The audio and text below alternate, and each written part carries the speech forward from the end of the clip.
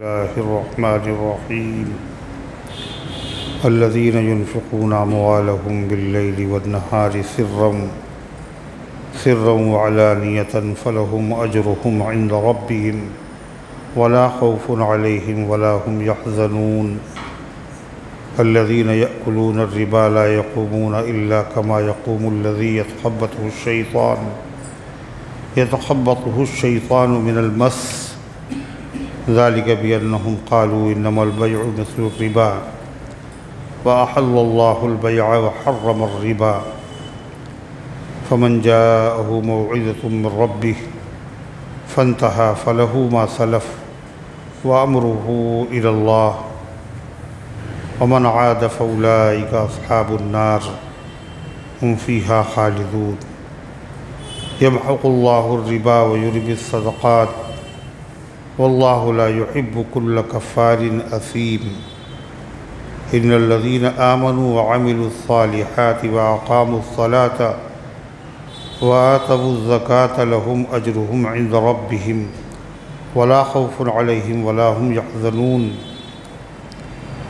يا أيها الذين آمنوا اتقوا الله وذروا ما بقي من الربا إن كنتم مؤمنين فإن لم تفعلوا فأذنوا بحرب من الله ورسوله وإن تبتم فلكم رؤوس أموالكم لا تظلمون ولا تظلمون وإن كان ذو عسرة فنظيرة إلى ميسرة وأن تصدقوا خير لكم إن كنتم تعلمون واتقوا يوما ترجعون فيه إلى الله ثم توفى كل نفس ما كسبت وهم لا يظلمون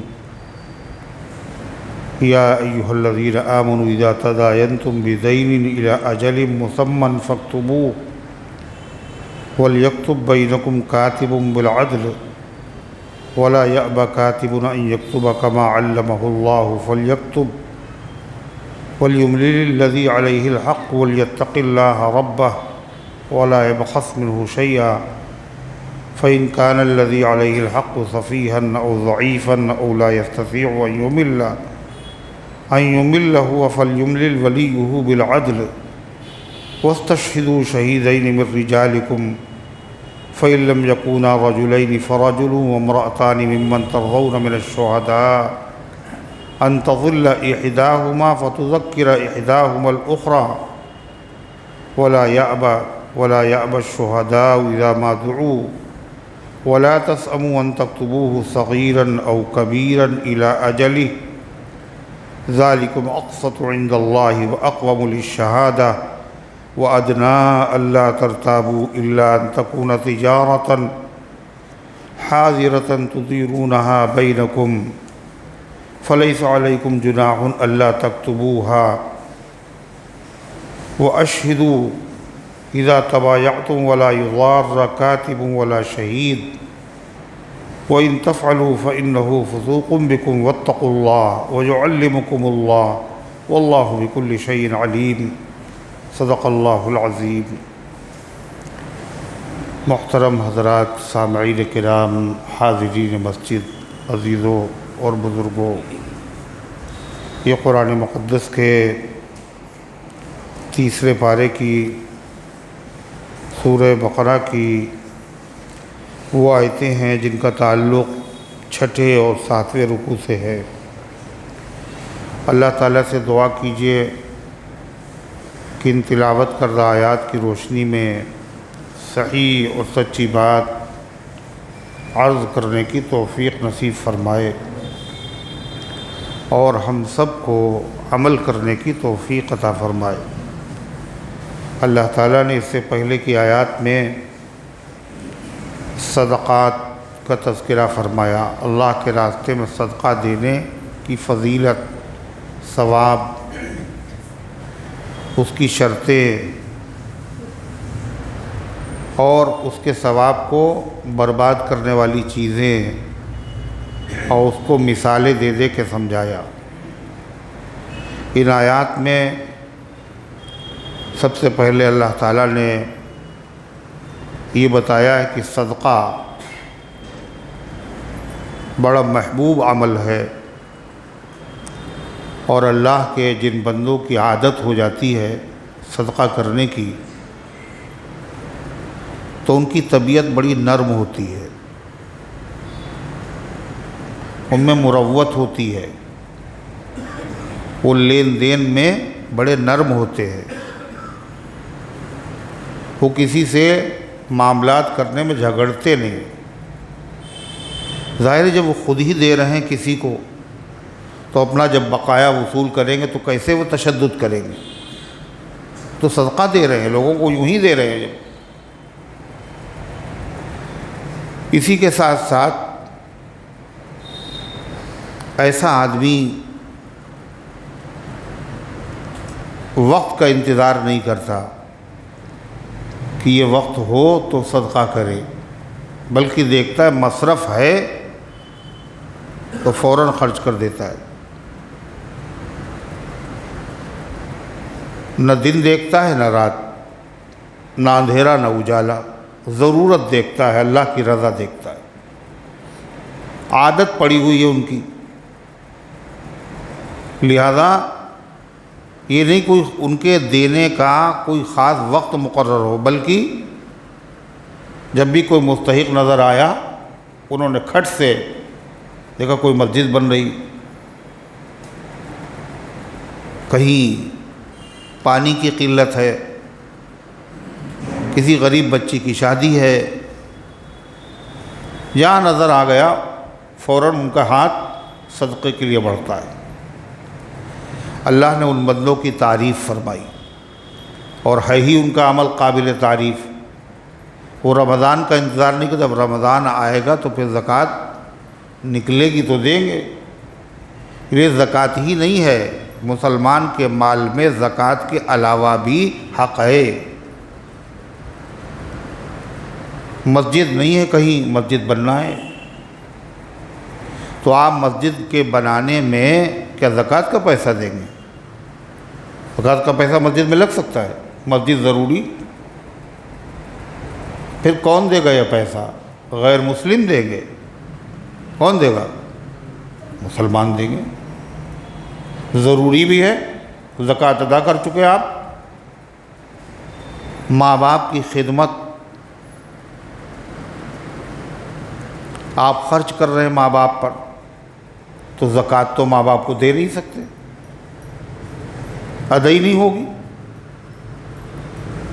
تو اس لیے وہ زکوٰۃ کا انتظار نہیں کرتے، وہ زکوٰۃ فرض ہونے کا جو مدت ہے اس کا انتظار نہیں کرتے، بلکہ ان کے ہاتھ کھلے ہوئے اللہ نے دیا ہے تو نوازتے رہتے۔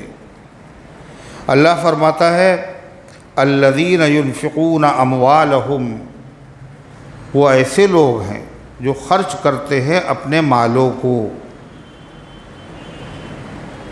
باللیل، رات میں۔ رات میں کوئی دکھ گیا تو رات میں خرچ کر دیا، والنہار، خالی رات میں نہیں خرچ کرتے، اور دن میں بھی خرچ کرتے۔ دن میں مستحق نظر آیا تو دن میں خرچ کر دیا۔ پھر فرمایا سرا وعلانیہ، چھپا کے بھی خرچ کرتے ہیں اور دکھا کے بھی خرچ کرتے ہیں۔ اس لیے ویسے تو صدقے کا ثواب چھپا کے کرنے میں زیادہ ہے، لیکن کبھی کبھی جب ضرورت ہو تو وہاں دکھا کے کرنے میں ثواب زیادہ ہوتا ہے، تاکہ دوسرے اللہ کے بندوں کو صدقہ کرنے میں شوق پیدا ہو، رغبت پیدا ہو۔ تو فرمایا سرا وعلانیہ، چھپا کے بھی کرتے ہیں صدقہ اور علانیہ، علی الاعلان بھی صدقہ کرتے ہیں۔ یہ اللہ کو ان کی ادا پسند ہے، جبھی تو اللہ نے ذکر کیا، لیکن مقصد ان کا کیا ہوتا ہے؟ اللہ کی رضا، بس اللہ راضی ہو، دکھاوا نہیں مقصد ہوتا ہے۔ دن میں بھی کر رہے ہیں، رات میں بھی کر رہے ہیں، علی الاعلان بھی کر رہے ہیں، چھپا کے بھی کر رہے ہیں، مقصد کیا؟ اللہ راضی ہو جائے۔ اس سے یہ بھی پتہ چلا صدقہ کرنے کے لیے کوئی خاص ٹائم شریعت نے مقرر، نماز کا ٹائم ہے، روزے کا ٹائم ہے، حج کا ٹائم ہے، صدقے کے لیے کوئی ٹائم مقرر نہیں ہے اللہ کی طرف سے۔ اور صدقے کے لیے کوئی خاص آدمی بھی مقرر نہیں ہے، فلاں غریب آدمی ہے اسی کو دیں گے، فلاں آدمی ہے اسی کو دیں گے، وہ آئے نہیں ہیں اور دیکھ رہے ہیں اس سے زیادہ ضرورت مند ہے مگر ہم تو اسی کو دیتے ہیں صاحب۔ صدقے کے لیے فقیر کی مستحق کی تخصیص بھی نہیں، فلاں کو دیں گے۔ اگر کسی نے نیت کی ہم زید کی مدد کریں گے اور اتفاق سے زید نہیں آیا، ہم نے دیکھا کہ خالد آ گیا، خالد اس سے زیادہ مستحق ہے، آپ نے وہی پیسہ اٹھا کے اس کو دے دیا تو کوئی حرج نہیں۔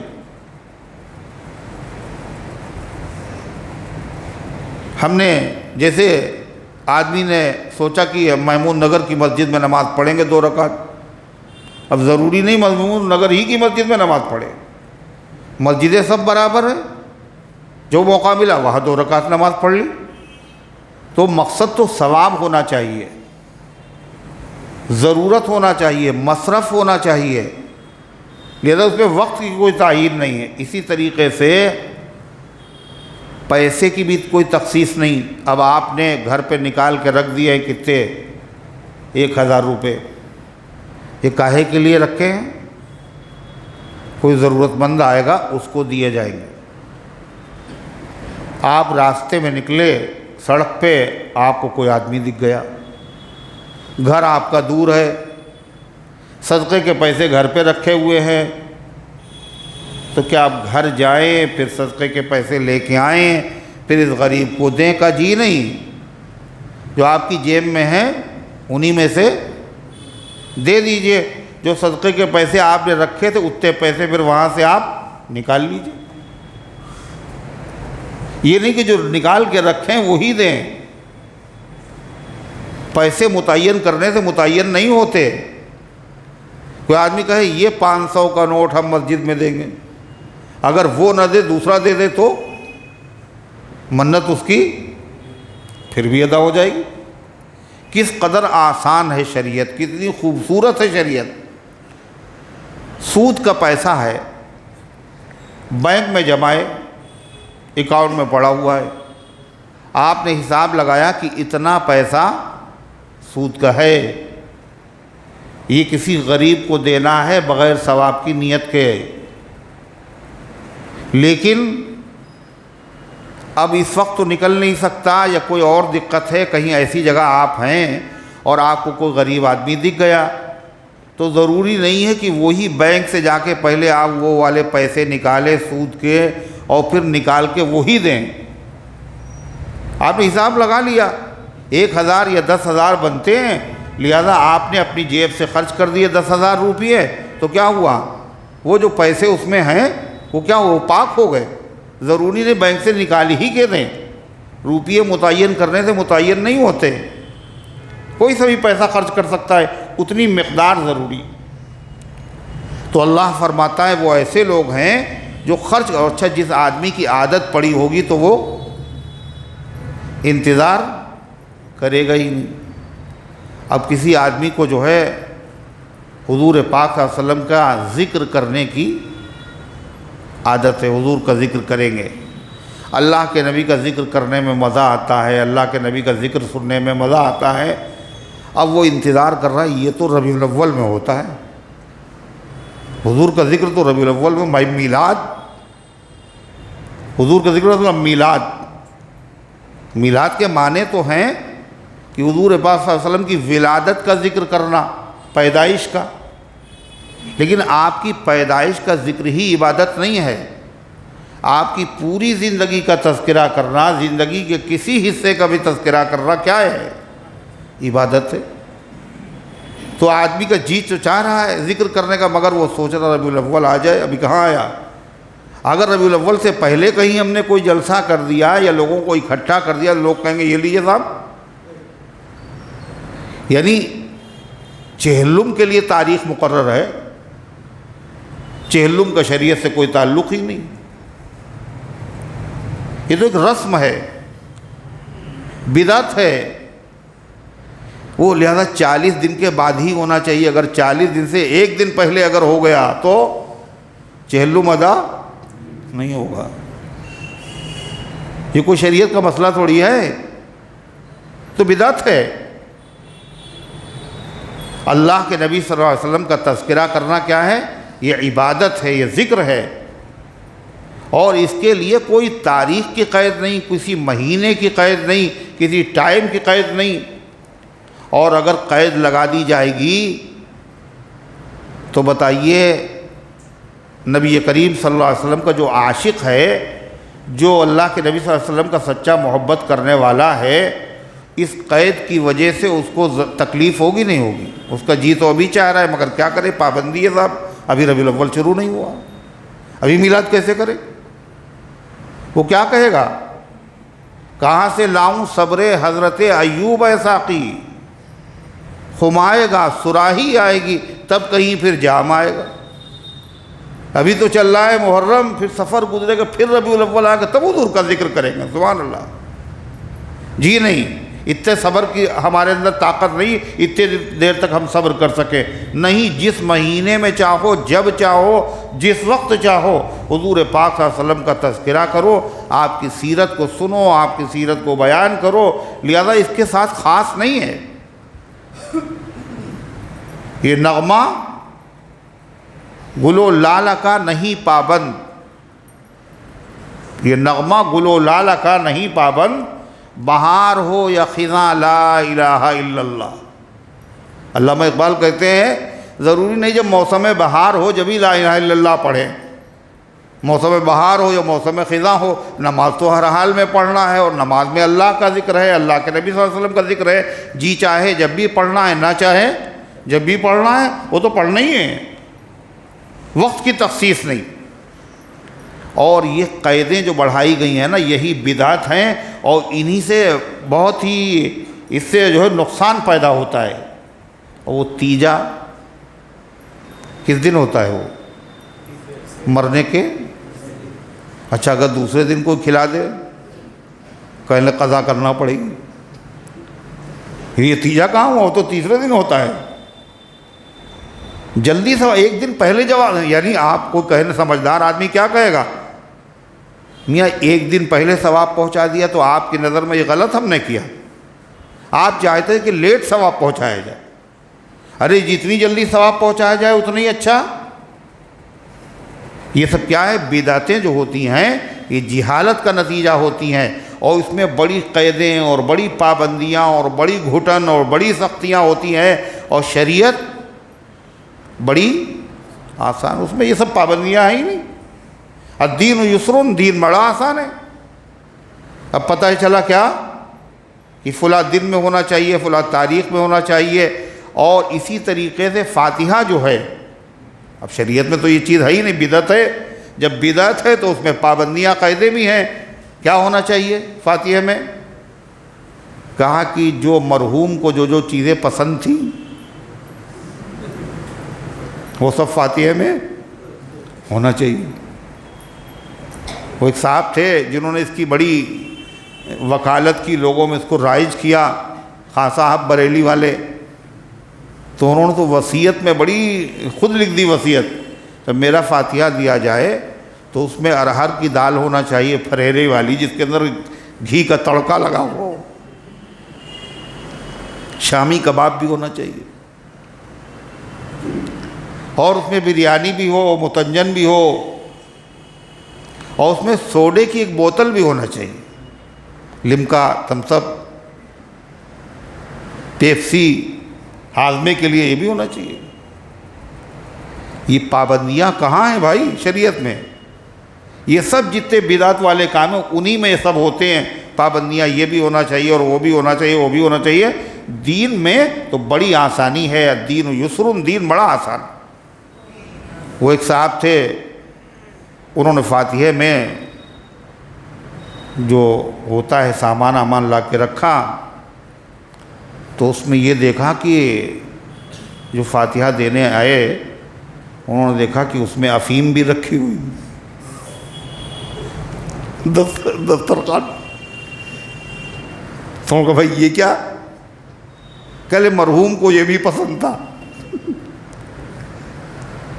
حقہ پسند ہو تو حقہ بھی ہو۔ اور سگریٹ پسند ہو سگریٹ بھی ہو، پان پسند ہو تو پان بھی ہو۔ حقیقت روایات میں کھو گئی اور یہ امت خرافات میں کھو گئی۔ دین میں کہاں یہ سب پابندیاں ہیں؟ پابندیوں کی وجہ سے یہ کام بدعت ہو گئے، ورنہ اگر کوئی آدمی یوں ہی کرتا، اب ذکر ہو رہا ہے، اب اس میں مٹھائی بانٹنا ضروری ہے، حصہ دینا ضروری ہے، یہ ضروری کہاں سے ہے؟ پھر یہی نہیں، کل فاتحہ بھی ہوگا، اچھا فاتحے میں کیا ہوگا پھر؟ کا ایسا طریقہ بتاؤ کہ ہر آدمی فاتحہ کر ہی نہ پائے، لہذا اس کے اندر بھی پابندیاں اور اس میں بھی قیدیں لگا دی۔ دیکھیے یہ آیت پڑھنا پڑے گی اور یہ آیت پڑھنا پڑے گی اور یہ والی آیت پڑھنا پڑے گی اور یہ آیت پڑھنا پڑے گی، یہ آیت جو ہے وہ 11ویں پارے میں ہے اور یہ آیت جو ہے وہ 70ویں پارے میں اور یہ آیت 25ویں پارے میں ہے۔ وہ ڈر گیا بیچارہ، حافظ جی ہم کہاں سب ڈھونڈ ڈھونڈ کے پڑھ پائیں گے، ایسا ہے آپ ہی دے دیجئے فاتحہ۔ یہ جان بوجھ کے ایسا راستہ بتایا جا رہا ہے جو مشکل ہو اور جس کی وجہ سے ضرورت ہماری پڑے، اور ظاہر بات یہ ہمیں بلایا جائے گا تو پھر تو اتنے بے مروت لوگ تو ہیں نہیں، اتنی دور سے لایا گیا، ان کو بلایا گیا ہے تو بھئی ان کو کچھ دیا جائے۔ جب تک ان کو ملتا رہے گا تو یہ فاتحہ چلتا رہے گا۔ اس کا علاج کیا ہے؟ جتنے اس طرح کے فاتحہ کرنے والے ہیں ان سب کو بلا کے خوب فاتحہ کرایا جائے اور کچھ نہ دیا جائے، تو یہ لوگ کیا کہیں گے؟ کہ یہ سب بدعت ہے، خود منع کریں، جانا بھی پڑتا ہے اور کچھ ملتا تو ہے ہی نہیں۔ یعنی عقل سے اگر آدمی کام لے، اسی لیے کہتے ہیں دین پڑھا ہوا ہو، دنیا بھی اگر پڑھا ہوا ہو، جب بھی آدمی کی عقل کھل جاتی وہ سمجھ جاتا ہے اس کا مقصد کیا ہے، اس کا منشا کیا ہے۔ بدعت جو ہے وہ اس کی ماں جہالت ہے، جتنی زیادہ جہالت ہوگی اتنا ہی زیادہ وہاں بدعت کا رواج ہوگا، اور جہاں علم آئے گا بدعتوں کا خاتمہ ہو جائے گا۔ آج آدمی سوچ رہا ہے فاتحہ، جب ان سے کہیے کہ کھانا غریب کو کھلانا ہے، بریانی ہے، کباب ہے، شیرمال ہے، تب تو یہ کہتے ہیں اس پہ پڑھنا پڑے گا ہے، اور جب کہا جاتا ہے کہ یہ اتنے سوٹ ہیں یہ غریبوں کو دے دینا تو اس پہ پڑھنے کی ضرورت ہی نہیں، یہ کھانے ہی پہ پڑھنے کی ضرورت کیوں پیش آئی؟ آخر کپڑا بھی تو صدقہ کیا جاتا ہے، ارے ہے نہیں، پیسہ بھی تو صدقہ کیا جاتا ہے، تو پیسے پہ دیکھا کسی کو فاتحہ دیتے ہوئے ہے، کپڑوں پہ دیکھا کسی کو فاتحہ دیتے ہوئے؟ یہ فاتحہ کاہے سے ہے؟ وہ بھی کچا جو غلہ ہے، گیہوں ویہوں، اگر وہ بھی فاتحے میں دیا جا رہا ہو تو اس پہ بھی پڑھنے کی ضرورت نہیں ہے۔ پڑھنے کی ضرورت کاہے پہ ہے؟ تازہ تازہ بریانی ہو، اسی کے اوپر پڑھنے کی ضرورت۔ عقل خود کہہ رہی ہے جب وہ بغیر پڑھے ہوئے پہنچ سکتا ہے تو یہ بھی بغیر پڑھے ہوئے پہنچ سکتا ہے۔ سارا مسئلہ کاہے کا ہے؟ صرف پیٹ کا۔ دکان چلتی رہے اور اللہ کے بندوں کو پھنساتے رہو۔ ایک صاحب کہنے لگے اللہ کا شکر ہے کہ تم سب لوگ پڑھے لکھے نہیں ہو، اور کہا اگر پڑھے لکھے ہوتے تو سب دیوبندی ہوتے تم لوگ، اللہ کا شکر ہے پڑھے لکھے نہیں ہو تو ہمارے جال میں گرفتار ہو، اور اگر پڑھے لکھے ہوتے تو کیا ہوتا؟ سب جال توڑ کر کے باہر نکل جاتے۔ اس سے کیا پتہ چلا؟ یہ دکانیں وہیں چلتی ہیں جہاں جہالت ہوتی، اور اسی لیے یہ بھی کہتے کسی کی سنیے گا نہیں میرے علاقہ، کسی کی تقریر، کسی کی کتاب، کسی دینی محفل میں جائیے گا بھی نہیں، اس لیے کہ ان کو ڈر ہے کہ یہ جال ٹوٹ جائے گا، اور مریدین جال سے سب باہر نکل جائے گے، اور بڑی بڑی ترکیبیں یہ سب کی جاتی ہیں۔ حضرت نے لکھا کہ وہ ایک جگہ حضرت تھانوی رحمۃ اللہ نے لکھا کہ ایک مسجد میں امام صاحب تھے اور ان سے لوگ جو ہے فاتحہ کرانے آتے تھے۔ وہ اتفاق سے کہیں گئے ہوئے تھے ایک دن، تو ایک بڑی بھی آئیں مسجد میں، کوئی مسافر آ گیا کہاں جائے، اللہ کا گھر ہے، اس میں سب کا حق ہے۔ تو اس نے سوچا ان کو یہ دے دیا جائے، بھائی ثواب مقصد ہے، ان کو بھی اگر کھانا کھلا دیں گے ثواب پہنچ جائے گا۔ تو ان کو اس نے جو کھانا دے دیا تو ادھر سے امام صاحب آ رہے تھے، کل خیریت کہاں، کل وہ فاتحہ کے لیے ہم کھانا لے کے گئے تھے، آپ تو ملے نہیں مسجد میں۔ تو وہاں ایک صاحب مجھے دکھے، میں نے ان کو دے دیا۔ اب ان کو بڑی فکر ہوئی، آج دے دیا ان کو، کل کہیں کسی اور کو دے دیا جائے گا اور ہمارا سلسلہ بند ہو جائے گا۔ تو انہوں نے ترکیب کیا نکالی، اور رات میں جب ہوئی تو انہوں نے لاٹھی اٹھا کے مسجد میں پٹکنا شروع کیا، کبھی اس دیوار پہ، کبھی اس دیوار پہ، کبھی فرش پہ، اور بڑی آوازیں ہوئیں، اور محلے کے لوگ دوڑ کے آئے اور دیکھا کہ بڑا مسئلہ ہے، اور آخر میں خود دھڑام سے فرش پہ لیٹ گئے۔ تو کیا ہوا حافظ جی، معاملہ کیا ہے؟ کہنے بات یہ ہے کہ ہم فاتحہ دیتے تھے اور ہم آپ کے مردوں کو پہچانتے ہیں۔ وہ ایک خاتون آئیں کل، اور ایک اجنبی مسافر کو جو مسجد میں ٹھہرا ہوا تھا اس سے کہا کہ تم جو ہے فاتحہ تم ہی دے دو۔ اب ظاہر بات ہے وہ ثواب ان کو پہنچا نہیں، ہم پہچانتے تھے، وہ تو پہچانتے تھے نہیں۔ وہ سارے مردے لڑنے کے لیے آ گئے ہمارے پاس، اور اکیلے ہم کہاں تک لڑتے ان سے۔ تو کسی نے کہا کہ اس سب کی ضرورت نہیں ہے، اب فاتحہ آپ ہی سے کرائیں گے۔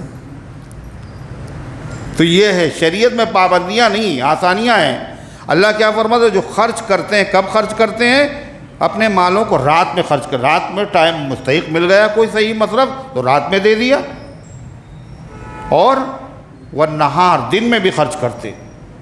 اور جب عادت پڑی ہوتی ہے تو کیا ہوتا ہے، رکتا نہیں ہے ہاتھ، نہ دن دیکھتے ہیں نہ رات دیکھتے، ضرورت دیکھتے ہیں، بس ضرورت مند ہے۔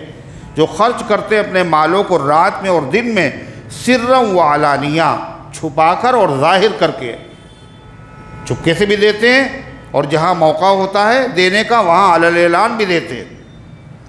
اللہ فرماتا ہے فَلَهُمْ أَجْرُهُمْ، یہ میرے ایسے بندے ہیں ان کا اجر و ثواب ضائع نہیں ہوگا، ان کے لیے ان کا اجر ہے، ثواب ہے، تیار ہے جنت میں۔ فرمایا عند ربہم، ان کے پروردگار کے یہاں، ولا خوف علیہم، اور ان کو قیامت کے دن کسی قسم کا اندیشہ نہیں ہوگا، ولا ہم یحزنون، اور وہ کسی چیز کے فوت ہونے پر، چھوٹ جانے پر یہ کر لیتے تو اچھا ہوتا، وہ غمگین بھی نہیں ہوں گے۔ صاحب روح المعانی نے، جو ایک مفسر ہے، ابن عساکر کے حوالے سے لکھا کہ حضرت صدیق اکبر رضی اللہ تعالیٰ عنہ کے پاس 40,000 دراہم تھے، 10,000 دراہم انہوں نے رات میں خرچ کیے، اور 10 دن کے اجالے میں خرچ کیے، اور 10 علی الاعلان خرچ کیے، اور 10 چھپا کے خرچ کیے۔ کئی آیت ان کے بارے میں نازل۔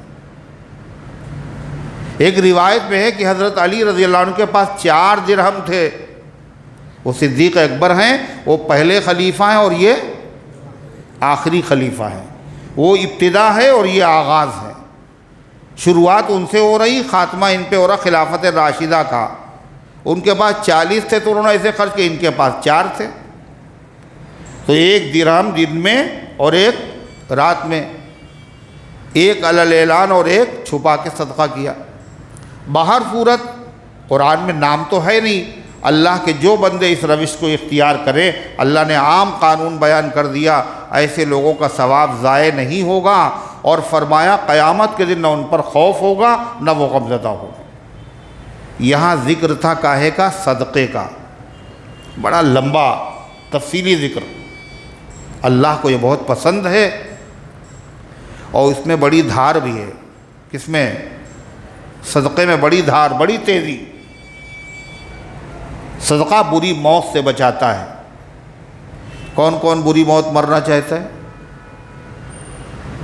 کوئی مرنا چاہتا ہے بری موت؟ ہے بھائی؟ کوئی نہیں مرنا چاہتا۔ اس کا علاج کیا؟ صدقہ کرو۔ کتنا کریں؟ اتنا تو ہے ہی نہیں ہمارے پاس۔ کہ شریعت میں یہ تو نہیں کہا گیا اتنا کرو، پابندی تو ہے نہیں، اپنی حیثیت کے اعتبار سے عادت ڈالو، بچوں کی عادت ڈالو، بچوں کے ہاتھ سے خرچ کرواؤ، بچوں کے ہاتھ سے نیک مواقع کے اوپر خرچ کرواؤ، ان کے ہاتھ سے دلواؤ تاکہ ان کی عادت پڑے۔ ابا یہ کیا کرتے تھے، مرحوم کا طریقہ یہ ہے، جیسے وہ لکیر پیٹتے ہیں کہ رسموں میں یہ ہمارے باپ دادا کرتے آئے تھے، تو یہ بھی تو سمجھیں کہ یہ بھی ہمارے باپ دادا کرتے آئے تھے، اس کی عادت۔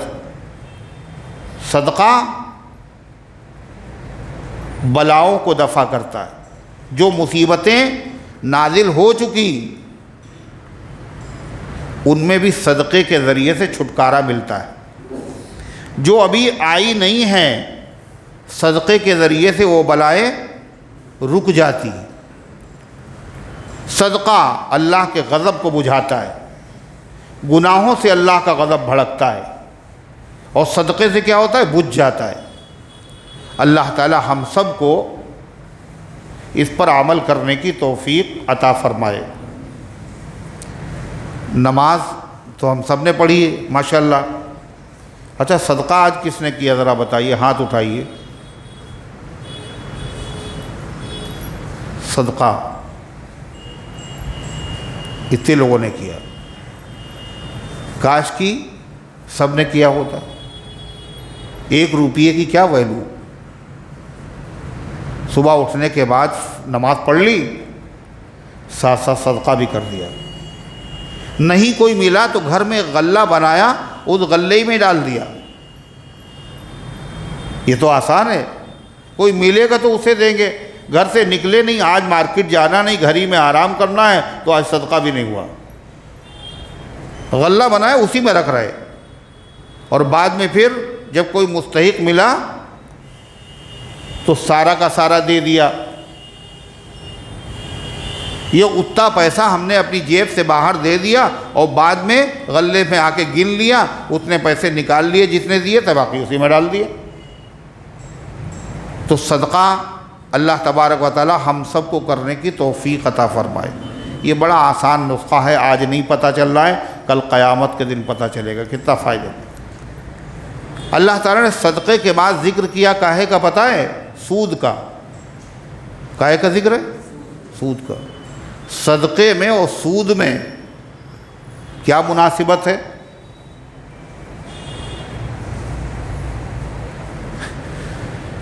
صدقے اور سود میں مناسبت یہ ہے کہ صدقہ ضد ہے سود کی، دونوں میں کیا ایک دوسرے کے اپوزٹ ہے۔ رات ضد ہے کس کی؟ دن کی، اور اجالا اندھیرے کا۔ آسمان زمین جب ذکر ہوتا ہے، آسمان کے ساتھ زمین کا، اجالے کے ساتھ اندھیرے کا، دھوپ کے ساتھ سائے کا، بلندی کے ساتھ پستی کا ہوتا ہے نہیں ہوتا ہے؟ تو ضد کے ذریعے سے ایک چیز کھل کے سامنے آتی ہے، ضد کے ذریعے سے ضد پہچانی جاتی۔ اگر سائے کو سمجھنا ہو تو دھوپ دیکھ لو، اور دھوپ اگر نہ ہوتی تو پھر سایہ سمجھ لیتے آپ؟ سائے کو سمجھنا مشکل تھا۔ تو اللہ تبارک و تعالیٰ نے ایک طرف ذکر کیا صدقے کا اور صدقہ کرنے والوں کا، اب ذکر ہے کاہے کا؟ سود کا اور سود لینے والوں کا۔ دونوں کی حقیقت میں فرق ہے، صدقے کی اور سود کی، اور دونوں کے جب حقیقت الگ ہے تو دونوں کے نتیجے بھی الگ ہوں گے، اور دونوں کے اندر جو لینے والا دینے والا ہے دونوں کی نیتوں میں بھی فرق ہے، دونوں کے انجام میں بھی فرق۔ کیا فرق ہے حقیقت میں؟ صدقے میں کیا ہوتا ہے؟ اپنے مال کو لے کر اپنے مال کو کم کیا جاتا ہے یا اپنے مال کو ختم کیا جاتا ہے، کاہے کے لیے؟ بغیر کسی بدلے کے کسی کو دے دیا جاتا، یہی تو ہے۔ اپنا مال کا کسی کو مالک بنا دینا بغیر کسی معاوضے کے، بغیر کسی بدلے کے، یہی تو ہوتا ہے۔ اور سود میں کیا ہوتا ہے؟ دوسرے کے مال کا مالک بن جانا بغیر کسی معاوضے کے۔ ارے ہے نہیں، سود میں کیا ہوتا ہے؟ دوسرے کے مال کے مالک بن گئے، اپنا کچھ نہیں خرچ ہوا اس میں، بغیر معاوضے کے، بغیر عوض کے، بغیر صلے کے دوسرے کے مال کا مالک بن جانا یہ سود ہے، اور اپنے مال کا دوسروں کو مالک بنانا بغیر معاوضے کے یہ صدقہ ہے۔ دونوں ایک دوسرے کی ضد ہے نہیں، اور دونوں میں نیت بھی الگ الگ ہوتی۔ اس کی نیت کیا ہوتی صدقے کرنے والے کی کہ یہ جو غریب آدمی ہے اس کی مدد ہو جائے، اس کو فائدہ پہنچے، اور سود کھانے والے کی کیا نیت ہوتی ہے، یہ غریب ہو چاہے امیر ہو، اس سے ہمیں کیا مطلب، ہماری جیب بھر جائے۔ وہ رحم دل ہوتا ہے اور یہ سنگ دل ہوتا ہے، پتھر دل، یہ خون چوستا ہے غریبوں کو۔ انجام بھی کیا ہے، صدقے سے بری موت سے حفاظت ہوتی ہے اور سود سے بری موت ہوتی ہے۔ صدقے سے مال میں برکت ہوتی ہے اور سود سے مال میں کیا ہوتا ہے، برکت کی ضد کیا ہے، نحوست ہوتی ہے۔ اللہ تبارک و تعالیٰ نے ذکر کیا، سنیے، اللہ فرماتا ہے الذین یأکلون الربا، وہ لوگ جو سود کھاتے ہیں۔ ربا عربی میں کہتے ہیں ربا اور اردو میں کہتے ہیں سود۔ جو لوگ سود کھاتے ہیں، کھانے کا مطلب یعنی سود لیتے ہیں، سود کو استعمال کرتے ہیں۔ کھانے کا مطلب صرف کھانا نہیں ہے۔ ایک صاحب آئے اور کہنے لگے کیا ہم اپنے بچوں کے کورس، آج کل مولانا اسکول کا بڑا مہنگا ہے، تو بچوں کا جو کورس ہے وہ کیا ہم سودی پیسے سے دلا سکتے ہیں؟ اپنے بچوں کو سودی پیسے سے ان کا کورس خریدوا سکتے؟ کیوں؟ انہوں نے یہی پڑھا ہوگا قرآن میں، جو لوگ سود کھاتے ہیں، تو سودی پیسہ کھانا منع ہے۔ کورس کوئی کھایا تھوڑی جائے گا، اس سے تو پڑھائی ہوگی۔ مکان کھایا تھوڑی نہیں جائے گا، اس میں تو آدمی رہے گا۔ کپڑے کوئی کھائے تھوڑی نہیں جائیں گے، کپڑے تو پہنے جائیں گے۔ یہ چور دروازہ نکلتا ہے، اور یہ کیا ہے حقیقت میں، وہ لوگ ہیں جو خود سے ڈاکٹر بن کر کے علاج کرنا چاہتے ہیں، تو کیا ہوتے ہیں، نہ مرض رہتا ہے نہ مریض رہتا ہے۔ یہی حال ہے۔ یہ محاورہ ہے، اردو میں بھی بولا جاتا ہے، کیا کہا جاتا ہے، میاں وہ ہمارا پیسہ کھا گئے۔ قرآن نے پھر یہاں مراد کیا ہے، جو سودی پیسہ لیتے ہیں، سودی پیسہ استعمال کرتے ہیں۔ لیکن قرآن نے کھانے کا لفظ کیوں کہا؟ جب کوئی چیز آدمی ڈکار جاتا ہے اور کھا جاتا ہے تو اس کی واپسی مشکل ہوتی ہے، نہیں ہوتی ہے؟ یہ بتایا ہے قرآن نے، اور یہ اردو میں بھی بولا جاتا ہے، میاں وہ تو پیسہ کھا گئے، یعنی مطلب اب واپسی بہت مشکل ہے۔ اللہ فرماتا الذین یاکلون الربا، جو لوگ سود کھاتے ہیں، یعنی سودی پیسہ لیتے ہیں، اس کو اپنی ذات پر، اپنی ضرورت پر، اپنے فائدے میں استعمال کرتے ہیں، ان کی سزا اللہ بتا رہا ہے۔ کیا سزا ہے؟ فرمایا اللہ تعالیٰ نے لا یقومون، وہ کھڑے نہیں ہوں گے، یعنی بیٹھے رہیں گے، وہ کھڑے نہیں ہوں گے۔ کہاں سے کھڑے نہیں ہوں گے؟ اپنی قبروں سے کھڑے نہیں ہوں گے۔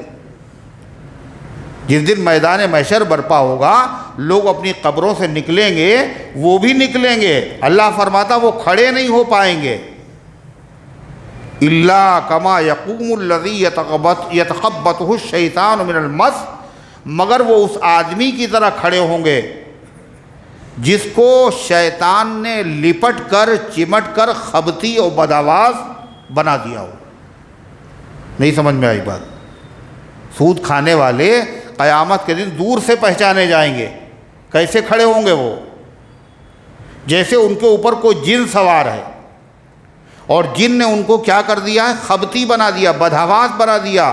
وہ اول فول بک رہا ہے، وہ اپنے آپے میں نہیں ہے، وہ الٹی سیدھی حرکتیں کر رہا ہے، مجنون اور دیوانہ اور پاگل پن نظر آئے گا۔ جو آدمی حشر کے دن ایسا نظر آئے تو سمجھ جانا وہ کون ہے، کون ہے وہ؟ سود کھانے والا ہے۔ کتنے لوگ سمجھیں گے جتنے میمون نگر میں بیٹھے ہیں؟ میدان محشر ہوگا، اولین و آخرین کا مجمع ہوگا، جو مر چکے وہ بھی ہوں گے، جو ابھی پیدا نہیں ہوئے وہ بھی ہوں گے، جو موجود ہیں یہ بھی ہوں گے۔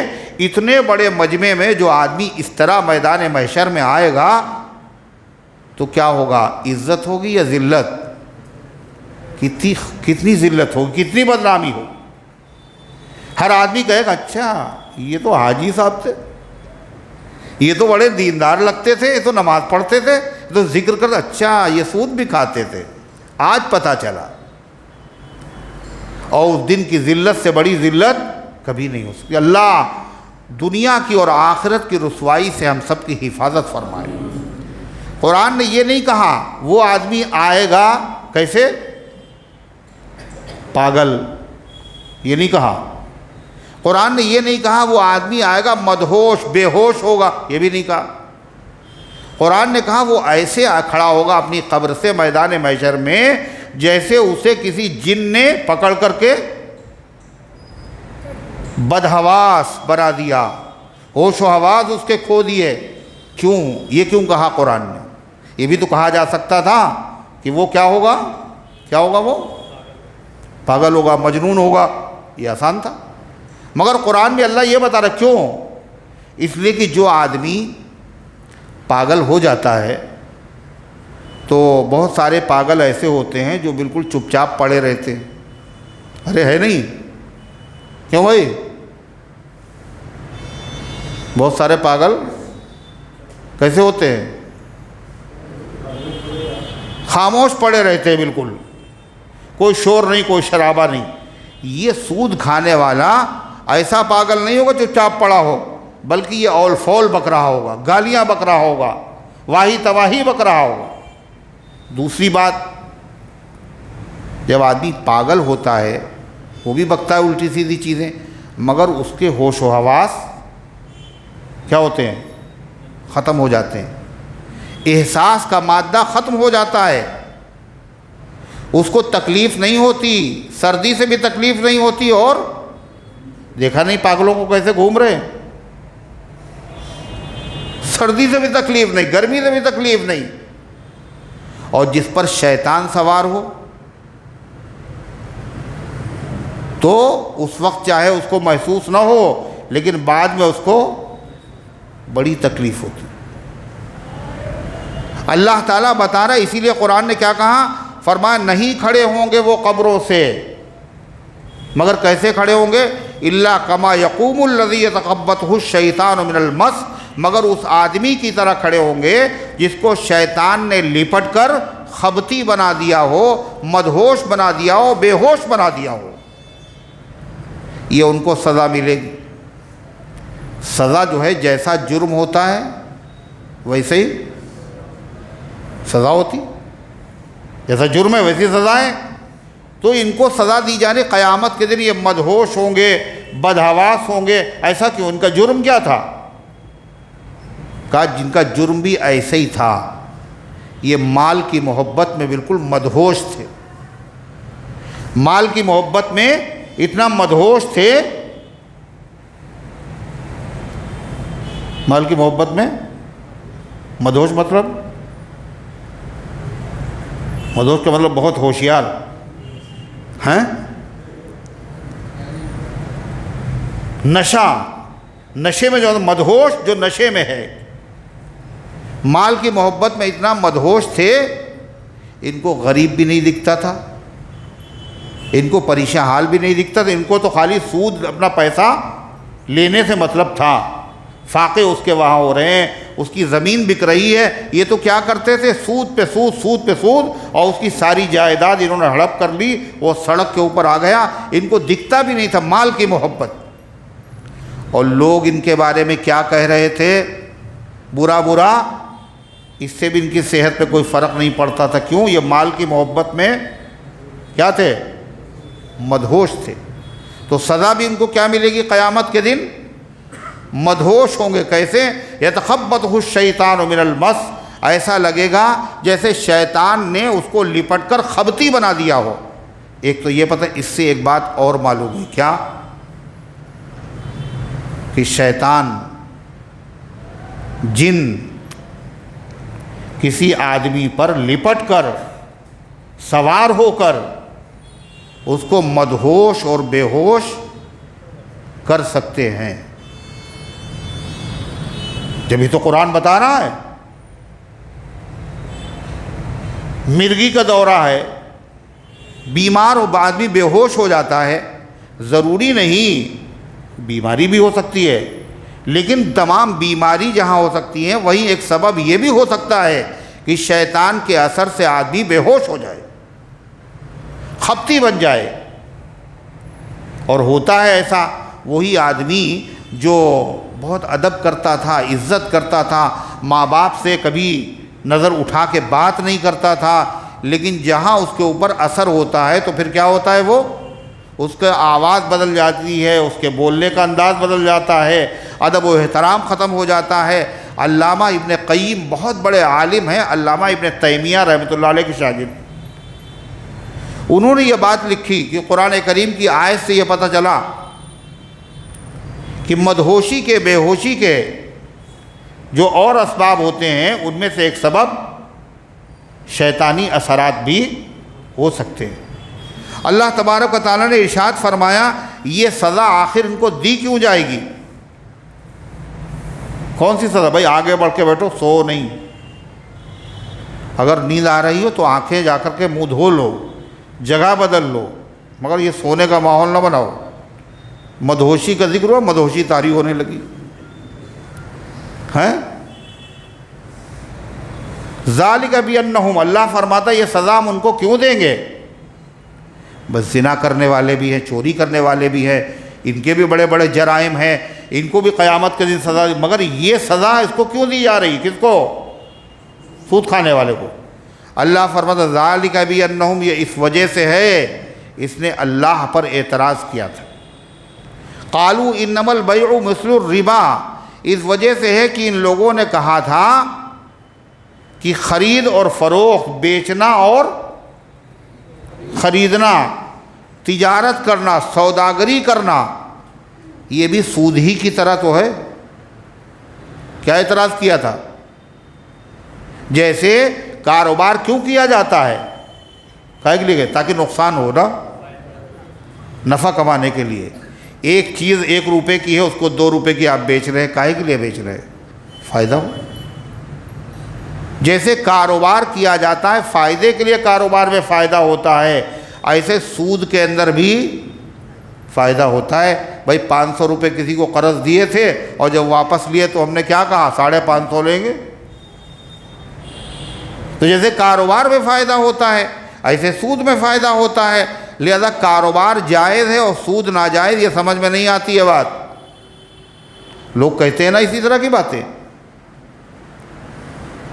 لوگ اس طرح کی کفریہ باتیں کہتے ہیں، باتیں کفریاں ہیں۔ کسی نے کہا واعظ محترم خوب فتویٰ دیا اور کھانے پینے میں بھی فرق پیدا کیا۔ واعظ محترم خوب فتویٰ دیا اور کھانے پینے میں بھی فرق پیدا کیا ہے۔ رند پانی پئیں، رند کہتے ہیں شرابی کو، رند پانی پئیں، شراب یعنی پانی ہے، کاہے کا پانی ہے؟ انگور سے نچوڑا گیا ہے۔ رند پانی پئیں تو بنے دوزخی، اور جائز انگور ہے شیخ جی کے لیے، یعنی شیخ جی انگور کھا رہے ہیں اور اسی کا پانی شرابی پی رہے ہیں، تو انگور جائز ہو گیا اور اس کا پانی ناجائز ہو گیا، کہتے ہیں نا لوگ۔ اور لوگ جو ہے اس پہ خوش بھی ہوتے۔ یہ کفر ہے، کفر، کلمہ کفر ہے۔ شیخ کی کیا مجال، کسی چیز کو حلال کہیں، کسی چیز کو حرام کہیں، مولویوں کے بس میں کیا ہے؟ یہ تو نبی کے بس میں نہیں ہے کہ نبی اپنی طرف سے کسی چیز کو حرام کر دے، کسی چیز کو حلال کر دے۔ اور تمام نبی نہیں بلکہ نبیوں کے امام محمد الرسول اللہ صلی اللہ علیہ وسلم کو بھی حق نہیں ہے کہ وہ کیا کہے کہ حلال کو حرام کر دے۔ قرآن کریم کے 28ویں پارے میں آخری صورت ہے، اس صورت کا نام ہے سورۃ تحریم۔ کیا ہے؟ تحریم کے معنی حرام کر لینا۔ اس کا نام تحریم کیوں ہے؟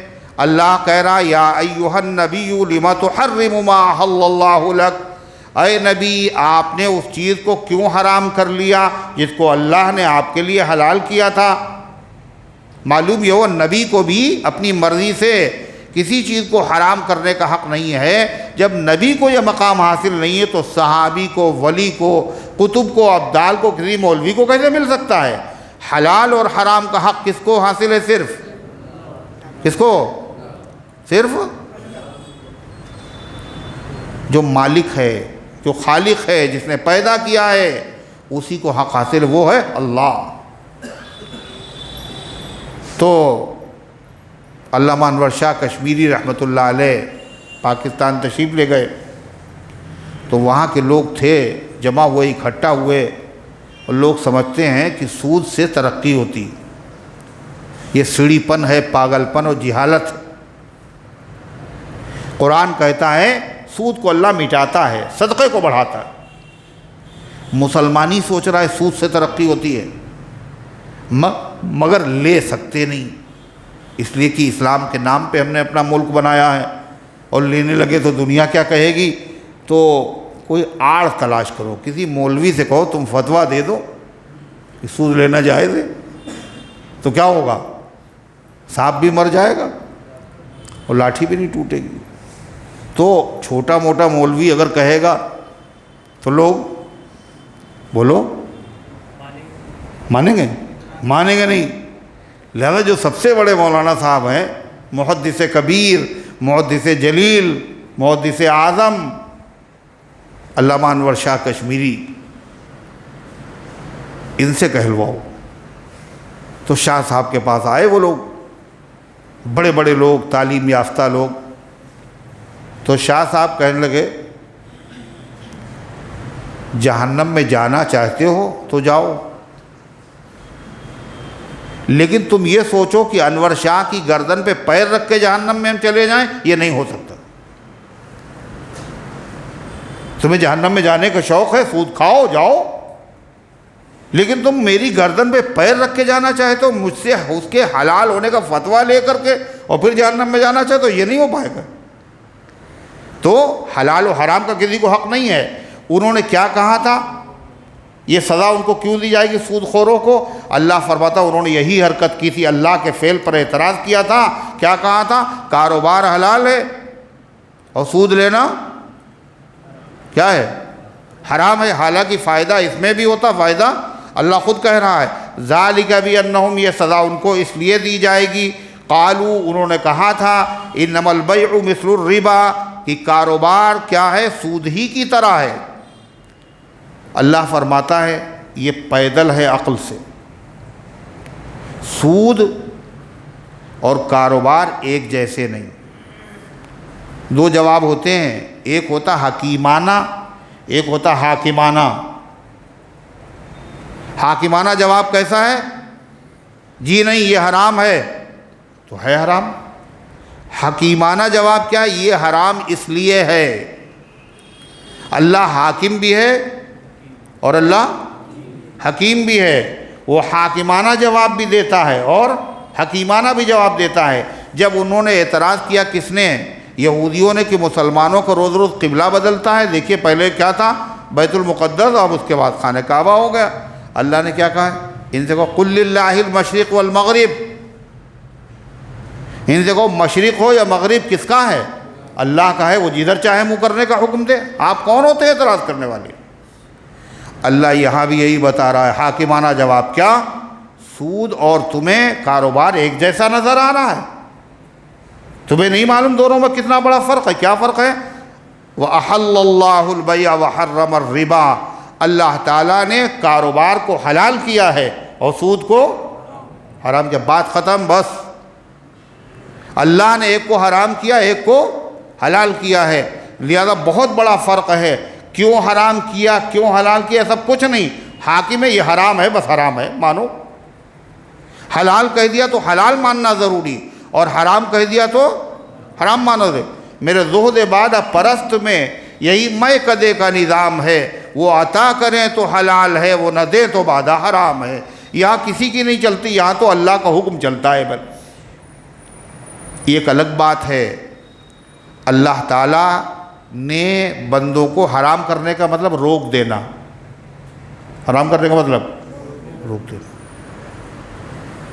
قرآن میں ہے وَحَرَّمْنَا عَلَيْهِ الْمَرَاضِعَ، اور ہم نے موسیٰ علیہ السلام سے دودھ پلانے والیوں کو حرام کر دیا تھا، یعنی روک دیا تھا کہ موسیٰ کسی کا دودھ نہ پینا. تو حرام کرنے کا مطلب یہ ہے اللہ ہی نے کچھ چیزیں پیدا کی، سب چیزیں پیدا کی، اس کے پیدا کرنے کے بعد کچھ چیزوں سے بندوں کو روک دیا، ان کے قریب نہ جانا. کیا کہا تھا آدم علیہ السلام سے؟ کیا کہا تھا؟ یا آدم اسکن، کیا کہا تھا اللہ تعالیٰ نے؟ اے آدم تم جنت میں رہو، فَكُلَا مِنْهَا رَغَدًا حَيْثُ شِئْتُمَا وَلَا تَقْرَبَا هَٰذِهِ الشَّجَرَةَ فَتَكُونَا مِنَ الظَّالِمِينَ. آدم اور حوا تم دونوں جنت میں رہو اور جو چیز جو دل چاہے وہ کھاؤ، لیکن اس درخت کے قریب نہ جانا. کہا تھا نہیں کہا تھا؟ اللہ کو حق حاصل ہے. لیکن ماں بچے کو جو مانگ رہا ہے، جو کوئی چیز اگر مانگ رہا ہے تو ماں اس کو روکتی نہیں. کب روکتی ہے؟ جب بچے کا اس میں فائدہ ہو، جب بچے کو اس میں نقصان ہو. تو ماں کو جتنی اولاد سے محبت ہے، اللہ تبارک و تعالیٰ کو بغیر تشبیہ کے ہر بندے سے اس سے ہزاروں گنا درجہ محبت. اللہ نے اگر کسی چیز کو حرام کیا ہے، یعنی بندوں کو اس کے قریب جانے سے روکا ہے، اس کا مطلب یہ ہے اس چیز میں بندے کا فائدہ ہے. فائدہ نہیں ہے تو کیا ہے؟ اس میں نقصان ہی نقصان ہے. اور جس چیز کو حلال کیا اس میں فائدہ ہی فائدہ ہے، چاہے ہماری سمجھ میں آئے اور چاہے نہ آئے. جیسے بچے کی سمجھ میں نہیں آ رہا ہے اور چاقو چمک رہا ہے، اور وہ کہہ رہا ہم یہ لیں گے، اپنی ماں سے کہہ رہا ہے، اور ضد کر رہا ہے اور ماں کہہ رہی نہیں دیں گے. انگارہ ہے، چمک رہا ہے، اور وہ آگ کا شعلہ ہاتھ بڑھا رہا ہے، ماں کس سے کہہ رہا مجھے یہ دے دیجئے، مگر ماں جو ہے وہ آگ کا انگارہ نہیں دے رہی، اور محبت میں نہیں دے رہی ہے یا دشمنی میں نہیں دے رہی. بولیے. اور وہ بھی سوچ رہے ہیں کیا بتائیں، محبت میں کہیں یا دشمنی میں کہیں. ارے ماں بچے کے ہاتھ میں چاقو نہیں دے رہی ہے، انگارہ نہیں دے رہی ہے، اور وہ سانپ نہیں پکڑا رہی ہے اس کو، کاہے کے لیے؟ محبت کی وجہ سے. اور اگر ماں اس کو پکڑا دے یہ ساری چیزیں اور بچے کا کہنا مان لے تو کیا کہا جائے گا؟ اس ماں کو محبت نہیں ہے، ماں نہیں ہے بلکہ ڈائن ہے. یہ ماں نہیں ہے. وہ ضد کر رہا تھا، کہا وہ ضد کر رہا تھا، وہ بچہ تھا، تم تو بچی نہیں تھی، تم نے کیسے یہ چیز دے دی؟ چاہے جتنا مچلے، چاہے جتنا روئے، چاہے جتنا گڑ گڑائے.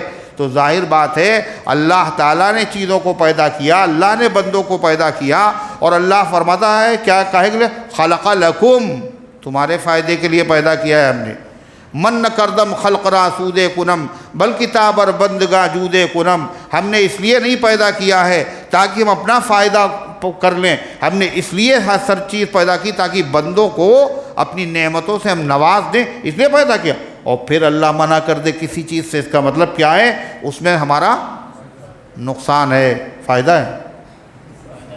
وہ فائدہ بتا رہے ہیں. مدہوشی میں اثر کر گیا ہے کچھ، کیا ہے اس میں؟ سراسر نقصان ہے. اللہ فرماتا ہے وَحَلَّ اللَّهُ الْبَيْعَ. اس نے سمجھ میں نہیں آ رہا، دونوں ایک ہی چیز نظر آ رہے ہیں. اللہ نے کاروبار کو حلال کیا ہے، وَحَرَّمَ الرِّبَا، اور سود کو حرام کیا. پھر کیا کہا گیا اللہ تعالیٰ نے؟ اب تک سودی کاروبار ہوتا رہا، اب اللہ کا حکم آ گیا یہ حرام ہے. اب کیا ہے آگے سے؟ فَمَنْ جَاءَهُ مَوْعِظَةٌ مِّن رَّبِّهِ، جس کے پاس پہنچ گئی نصیحت اس کے رب کی. کون سی نصیحت؟ کہ سود حرام ہے. فانتہا، نصیحت کو پہنچنے کے بعد وہ سود سے رک گیا، اب نہیں لیں گے۔ پہلے وہ کہتا تھا جیسے سود ہے ویسے کاروبار ہے، لیکن اب وہ یہ بات کہنے سے سود لینے سے رک گیا اور سود کو حلال کہنے سے بھی رک گیا۔ اللہ کیا کہتا؟ سنو، فَلَهُ مَا سَلَف، تو اس کے لیے وہ ہے جو گزر چکا، اس سے پہلے جو سود لے چکا ہے اور کھا کے ہضم کر چکا ہے ہزاروں روپیے، اللہ فرماتا وہ اسی کا ہے۔ اب یہ نہیں کہا جائے گا جو تم لے چکے ہو وہ تمہیں واپس کرنا ہے، وہ حرام ہونے سے پہلے تم نے کاروبار کیا تھا وہ تو تمہارا ہے، وہ تمہیں واپس کرنے کے لیے نہیں کہا جا رہا۔ لیکن آئندہ اب 1 درہم بھی 1 روپیہ میں نہیں، کیا کہا؟ وَأَمْرُهُ إِلَى اللَّهِ، اور اس کا معاملہ اللہ کے حوالے ہے۔ کیا مطلب؟ اس نے پہلے سود کھاتا تھا، سود کو حلال کہتا تھا، اللہ کا حکم سننے کے بعد وہ باز آ گیا، اس نے توبہ کر لی۔ اللہ فرماتا ہے تو اس نے جو توبہ کی ہے یہ اس نے سچے دل سے کی ہے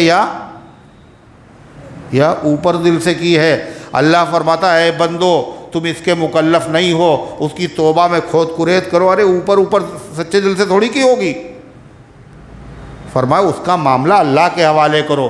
سچی توبہ کی ہوگی تو اللہ اس سے جزا دے گا، اور اگر جھوٹی توبہ کی ہے تو اللہ اسے سزا دے گا۔ اللہ تعالیٰ فرماتا ہے وَمَنْ عَادَ، اور جو لوٹا، عادہ مانے لوٹا، جو لوٹا اللہ کی نصیحت آ جانے کے بعد کہ سود لینا حرام ہے اور سود کو حلال کہنا کفر ہے، یہ بھی حرام ہے، اس کے بعد جو ادھر لوٹ کے آیا، لوٹ آنے کا مطلب اس نے پھر سے سود لینا شروع کر دیا۔ کیسے؟ حرام سمجھ رہا ہے مگر لے رہا ہے، یا لینا تو نہیں شروع کیا مگر سود کو وہ حلال ہی کہنا کرا، کوئی فرق نہیں پڑتا، یہ سب مولانا لوگوں کو بنایا ہوا ہے اور سود سب حلال ہے۔ اگر وہ یہ کہہ رہا ہے، اللہ فرماتا سنو اس کی سزا کیا ہے۔ وَمَنْ عَادَ، اور جو لوٹے گا پھر سے وہی کرے گا یا پھر سے وہی کہے گا، فَأُولَٰئِكَ أَصْحَابُ النَّارِ، ایسے لوگ جہنمی ہیں، ایسے لوگ جہنمی ہیں۔ کیوں؟ سود کو حرام سمجھ رہا ہے اور پھر بھی سود لے رہا ہے، تو ایسا آدمی کافر نہیں ہے مگر یہ گناہ کبیرہ ہے، اور گناہ کبیرہ کی سزا کیا ہے؟ جہنم۔ اور اگر وہ آدمی کیا ہے؟ کہہ رہا ہے کہ نہیں سود لینا کیا ہے؟ کہہ رہے حرام ہے، سن تھوڑی رہے، ادھر ادھر دیکھ رہے ہیں، ہمیں معلوم ہے کون سن رہا ہے کون نہیں سن رہا ہے، وہ گھڑی دیکھ رہے ٹائم ہو گیا اب چھوڑ دیا جائے گا، پھر اگلا سبق پھر انشاءاللہ۔ وَمَنْ عَادَ، اور جو لوٹ آئے، لوٹ آنے کا مطلب یعنی سود پھر سے لینے لگے، چاہے حرام سمجھ کے لے پھر بھی جہنمی، یا سود کو وہ حلال کہنے لگے پھر بھی وہ جہنمی۔ مگر فرق کیا ہے؟ جو حرام سمجھ رہا وہ لے رہا ہے جہنم میں تو جائے گا مگر ہمیشہ جہنم میں نہیں رہے گا، لیکن جو کہہ رہا ہے سود حلال ہے، حلال، یہ جہنم میں جائے گا اور ہمیشہ جہنم میں رہے گا، کبھی نکلنا نصیب نہیں ہوگا، اس لیے کہ اللہ کی حرام کی ہوئی چیز کو حلال کہنا کفر ہے، اور کفر کی سزا جہنم ہے، اور جہنم سے کبھی کافر کو رہائی نہیں۔ اللہ فرماتا ہے فَأُولَٰئِكَ أَصْحَابُ النَّارِ، یہ جہنمی ہیں، اور کتنے دن رہیں گے وہاں؟ ہم فیہا خالدون، اس میں ہمیشہ رہیں گے۔ اللہ فرماتا یمحق اللہ الربا ویربی الصدقات، اور دیکھو اللہ سود کو مٹاتا ہے اور صدقے کو بڑھاتا ہے۔ حالانکہ اگر ہم دیکھیں تو ہماری نگاہوں میں سود لینے سے پیسہ بڑھتا ہے اور صدقہ کرنے سے پیسہ اپنی جیب سے جا کر کے کم ہوتا، زیادہ کم ہوتا ہے۔ اللہ کہتا پھر بھی تمہارے نگاہیں جھوٹی ہیں اور میرا فرمان سچا ہے، سود مٹاتا ہے اور صدقہ بڑھاتا ہے۔ مٹانے کا مطلب کیا مٹاتا ہے؟ بعض علماء کہتے آخرت میں مٹاتا ہے، یعنی آخرت میں سود پر کیا ہوگا؟ ثواب ملے گا، عذاب ہوگا، اور جس پہ عذاب ملے وہ تو مٹنا ہی۔ صدقے پر آخرت میں ثواب ملے گا، اور ثواب جب ملے گا تو مٹا کہاں؟ وہ تو اور بڑھ کے ملا۔ لیکن علماء نے لکھا آخرت نہیں، بلکہ سود کی وجہ سے اللہ دنیا میں بھی مٹا دیتا ہے، اور صدقے کی وجہ سے اللہ مال کو دنیا ہی میں بڑھا بھی، آخرت میں جو ملے گا وہ تو ملے گا، اللہ تعالیٰ سود کی وجہ سے دنیا کے اندر بھی مٹا دیتا ہے۔ کیا لکھا ہے؟ اللہ کے نبی کی حدیث ہے، سود میں چاہے جتنا مال آ جائے اس کا انجام غریبی و مفلسی ہے۔ اسی دنیا میں مفلس ہو جاتے ہیں ایسے لوگ، ان کا نام بکتا تھا، ان کی اولادیں کٹورا لے کر کے بھیک مانگ رہی۔ حضرت معمر ایک بزرگ ہے، وہ فرماتے ہیں 40 سال نہیں گزرتے ہیں سود لینے والے پر، اس کا مال تباہ ہونا شروع ہو جاتا ہے، تباہی شروع ہو جاتی، اور اگر نہ بھی ہو تو اللہ مٹاتا ہے سود کو، مطلب اللہ سود سے برکت کو مٹا دیتا ہے، برکت اس سے نکل جاتی ہے۔ پیسہ بہت ہوتا ہے مگر ہونے کے باوجود کہاں سے آیا تھا اور کہاں جا رہا ہے کچھ پتہ ہی نہیں لگتا، خرچ ہو رہا ہے مگر کوئی نتیجہ نہیں، دوائیں ہو رہی فائدہ نہیں ہو رہا، جانچیں ہو رہی ہیں، جیسے آیا ویسے ہی نکل رہا ہے، اور صدقے سے بڑھاتا مطلب رہتا تھوڑا ہے مگر کیا ہوتا ہے؟ اس کی برکتیں ظاہر ہوتی ہیں، یعنی کام کوئی اٹکا نہیں رہتا، سارے کام ہوتے چلے جاتے ہیں، یہ ہے برکت۔ حضرت ابوبکر صدیق رضی اللہ عنہ جو تھے، وہ ایک دن حضور پاک صلی اللہ علیہ وسلم کے پاس، آپ نے فرمایا کہ دیکھو ایسا ہے، جس آدمی کے پاس 2 آدمیوں کو کھانا ہو وہ تیسرے آدمی کو اپنے گھر لے جائے، اور جس کے بعد 3 آدمیوں کو کھانا ہو وہ چوتھے آدمی کو لے جائے۔ کس کو؟ جو مدینے میں صحابہ مسجد نبوی میں رہتے تھے اور کوئی کاروبار نہیں کرتے تھے، خالی وہ حضور صلی اللہ علیہ وسلم کے فرامین سنتے تھے، ابو ہریرہ وغیرہ، اور جس کے پاس 4 آدمیوں کو کھانا ہو 5ویں کو، 5 کا ہو تو 6ٹھے کو لے جائے۔ تو ابوبکر صدیق اپنے گھر پہ لے کے آئے کئے آدمیوں کو؟ 3، اور گھر والوں کے حوالے کیا اور کہا کہ ان کو کھانا وانا کھلانا، اور خود چلے گئے۔ ان کا معمول تھا کہ عشاء کے بعد اللہ کے نبی صلی اللہ علیہ وسلم کے پاس عشاء پڑھ کے بیٹھتے تھے، مشورہ کرتے تھے۔ کون سا والا مشورہ؟ جو آج کل مسجد میں تو یہ مشورہ نہیں، معاملات کا مشورہ، صدیق اکبر سے اکیلے میں۔ اور اس کے بعد صدیق اکبر دیر رات میں گھر میں واپس آتے، اس دن مہمانوں کو لے گئے، یہ اللہ کے نبی کے مہمان ہیں، حوالے کیا اور اس کے بعد آ گئے۔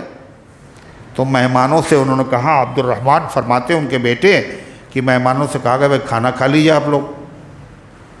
کہہ لیں ہم تو کھانا نہیں کھائیں گے ابو بکر جب تک نہیں آئیں گے، اور دیر ہو گئی اچھی خاصی۔ حضرت صدیق اکبر مطمئن ہیں مہمان کھانا کھا چکے ہوں گے۔ جب وہ واپس آئے تو بیوی نے کہا کہ کہاں رہ گئے تھے؟ مہمانوں کو پہنچا کے غائب ہو گئے۔ کہنے مہمانوں نے کھانا نہیں کھایا ابھی تک، اور بیوی کو برا بھلا کہا کہ مہمانوں کو ہم کہہ گئے تھے مہمان آنے کے، اتنی تاخیر سے ان کو کھانا کھلایا جائے۔ کہا سنیے تو میں نے ہر چند ان سے کہا کہ آپ کھانا کھا لیجئے، مگر انہوں نے کہا جب تک ابو بکر نہیں آئیں گے میں نہیں کھاؤں گا۔ اب حضرت صدیق اکبر کو غصہ آ گیا، جب اتنا کہا جا رہا تھا ان سے ان کو کھا لینا چاہیے، دیر بھی ہو رہی ہے، یہ نہیں کھائیں گے تو کیا ہوگا؟ ہم لوگوں کو وہاں کیا شرفا کے خاندان میں کیا ہوتا ہے، مہمان پہلے کھا لے بھائی، بعد میں سب کھایا جائے گا۔ اب عورتیں بھی رکی ہوئی ہیں، بچے بھی رکے ہوئے ہیں، سب رکے ہوئے ہیں۔ تو صدیق اکبر کو غصہ آ گیا اور انہوں نے کہا کہ اللہ کی قسم میں نہیں کھاؤں گا۔ غصے میں قسم کھا لی، اور پھر اس کے بعد جب انہوں نے قسم کھائی تو مہمانوں نے بھی کہا اللہ کی قسم ہم بھی نہیں کھائیں گے۔ جواب میں انہوں نے قسم کھائی۔ اب ظاہر مہمان گھر پہ آئے ہوئے ہیں اور یہ بھوکے رہے، تو حضرت صدیق اکبر رضی اللہ عنہ فرمایا اچھا بھائی دسترخوان لگاؤ اور کھانا لاؤ، کھایا جائے گا۔ اور خود بیٹھ گئے دسترخوان پہ اور مہمان بھی بیٹھے، اور دیکھ رہے ہیں کہ جو لقمہ اٹھاتے ہیں بجائے کم ہونے کے وہ اور بڑھ رہا ہے، کم ہونے کے بجائے بڑھ رہا ہے، یہاں تک کہ وہ مہمان اور گھر کے سارے لوگ کھانے سے فارغ ہو گئے اور کھانا جتنا تھا اتنا نہیں، اس سے 3 گنا، کتنا؟ 3 گنا کھانا۔ حضرت صدیق اکبر نے اپنی بیوی سے کہا یہ کیا ہے؟ تو انہوں نے کہا کہ یہ پہلے سے 3 گنا زیادہ ہے۔ صبح کو حضرت صدیق اکبر رضی اللہ عنہ وہ کھانا، وہ دیکھیے وہ کھانے کا ذکر ہو رہا ہے تو کم سے کم آنکھیں تو کھولیے ورنہ سب ختم ہو جائے گا، ٹیک نہ لگائیے۔ تو وہ صبح کو کھانا حضور صلی اللہ علیہ وسلم کی خدمت میں لے کے آئے۔ وہاں کچھ لوگوں سے معاہدہ اللہ کے نبی کا ہوا تھا اور معاہدے کی مدت ختم ہونے والی تھی، وہ لوگ آئے ہوئے تھے اور وہ اپنی قوم کے سردار تھے، وہ 12 آدمی تھے، کتنے؟ اور ان 12 تو سردار تھے، ان سرداروں کے ساتھ میں اچھے خاصے لوگ تھے۔ حضرت صدیق اکبر کہتے ہیں کہ اللہ جانتا ہے وہ کتنے لوگ تھے۔ وہ کھانا سب نے کھایا اور سب کا پیٹ بھر گیا۔ یہ کیا ہے؟ برکت ہے، اور یہ حضرت صدیق اکبر کی کیا کہیں گے اسے؟ کرامت ہے۔ لوگ سمجھتے ہیں کرامت صرف کس نے دکھائی؟ شیخ معین الدین اجمیری رحمۃ اللہ علیہ کی کرامت ہے اور بڑے پیر صاحب کی کرامت ہے، یہ اولیاء اللہ کی کرامت ہوتی، صحابہ کی کرامت ہی نہیں۔ یعنی صحابہ اولیاء اللہ ہیں ہی نہیں سمجھتے، حالانکہ اولیاء اللہ میں سب سے اعلیٰ مقام کس کا ہے؟ انبیاء کے بعد صحابہ کا ہے، ان سے بڑا کوئی ولی ہے ہی نہیں، ان کی کرامت ہے۔ تو کبھی ایسا بھی ہوا کہ وہ کھانا باقاعدہ بڑھ گیا، اور زیادہ تر برکت کا مطلب کیا ہوتا ہے؟ کھانا اور پیسہ تو اتنا ہی رہے لیکن سارے کام اس سے ہو جائیں، اور ایسے ہو جائیں لوگوں کو حیرت ہونے لگے کہ نہیں یہ دیکھیے صاحب، یہ فرقانیہ میں پڑھاتے ہیں، مسجد کے امام ہیں، ان کی تنخواہ دیکھیے کتنی ہے، مشکل سے 4000 ہوگی، مگر کپڑے کبھی دھبا دکھتا نہیں ان کے، رہتے اتنے آرام سے ہیں، لگتا نہیں اتنے میں ان کا پورا ہو جائے گا، یقیناً کچھ نہ کچھ سائڈ کی آمدنی ان کی ہوگی۔ بدگمانی بدظنی میں مبتلا ہیں کہ یہاں اتنی تنخواہ ہے اور مہینہ ختم ہونے سے پہلے ہی تارے نظر آنے لگتے ہیں، اور یہاں دیکھیے صاحب معمولی سی تنخواہ ہے، ہر شوق ان کا ہم دیکھتے ہیں پورا ہو رہا ہے صاحب، اور آرام سے رہ رہے ہیں اور صاف ستھرے کپڑے پہنے، کوئی ٹینشن بھی نہیں ان کو نہیں ہے۔ عجیب قسم کے لوگ ہیں، اس کا مطلب ایسے نہیں ہو سکتا، یقیناً کچھ نہ کچھ دال میں کالا ہے۔ آدمی جیسا خود ہوتا ہے ویسے دوسرے کو سمجھتا ہے، اور یہ نہیں معلوم ہے کہ اس میں کیا یہ علم نبوت ہے، اور علم نبوت کی وجہ سے اللہ نے اس میں برکت رکھی ہے۔ اللہ فرماتا ہے یمحق اللہ الربا ویربی الصدقات، اللہ تعالیٰ سود کو مٹاتا ہے اور صدقے کو بڑھاتا ہے۔ کام تو دیکھتے ہیں سود سے پیسہ بڑھ رہا ہے، نہیں بڑھ رہا، دن بدن بڑھ رہا ہے بینک بیلنس، کہا وہ بڑھ رہا ہے تمہیں سمجھ میں نہیں آئے گا، وہ بڑھنا نہیں ہے، یہ ایسے ہی ہے جیسے کسی آدمی کے جسم کے اوپر ورم بڑھ رہا ہے۔ کیا بڑھ رہا ہے؟ ورم، اور جب ورم بڑھ رہا ہے تو وہ سمجھ رہا ہے ہم بہت صحت مند ہو رہے ہیں، اور ڈاکٹر کیا کر رہا ہے؟ یہ صحت نہیں ہے، تیری موت کا پیغام ہے۔ تو بظاہر یہ سود کا پیسہ بڑھتا ہوا نظر آ رہا ہے، یہ بڑھتا نہیں، یہ تباہی کا نشانہ ہے، یہ تباہی کی نشانی اور علامت ہے۔ اللہ فرماتا ہے اللہ سود کو گھٹاتا ہے اور صدقے کو بڑھاتا ہے، واللہ لا يحب كل كفار نثیم، اور اللہ محبت نہیں کرتا ہے کس سے؟ کفر کرنے والے سے۔ کفر کرنے والا کون؟ جو کہے کہ سود حلال ہے، وہ کافر ہے۔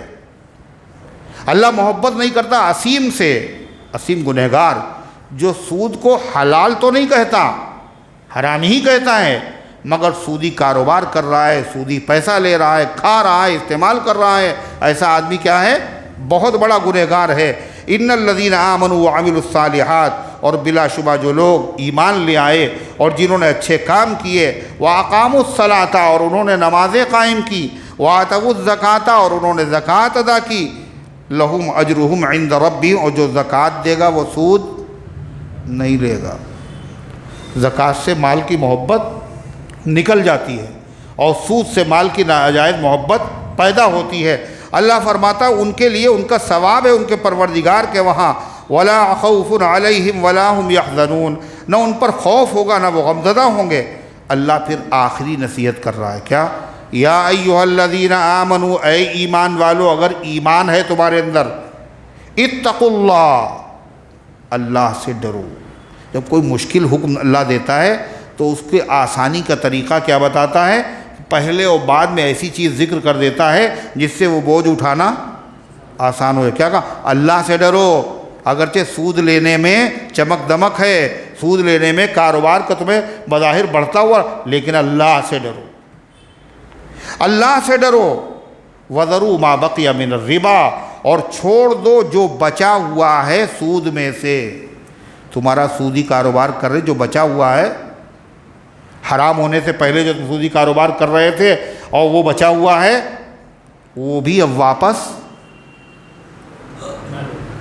نہ لو۔ اب حرام ہونے سے پہلے کر رہے تھے کاروبار، اب حرمت سن لی ہے، لہذا جو بچا ہوا تمہارا پیسہ سود کا باقی ہے اس کو بھی وصول مت کرو۔ دو قبیلے تھے عرب کے، ایک بنو ثقیف ایک بنو مخزوم، دونوں میں پہلے کاروبار تھا، سودی لین دین ہوتا تھا۔ اب اس کے بعد بنو مخزوم تو مسلمان ہو گئے، تو انہوں نے کہا وہ سودی پیسہ ہم تو دیں گے نہیں، اسلام میں تو حلال نہیں۔ انہوں نے کہا کہ نہیں مجھے سودی پیسہ چاہیے۔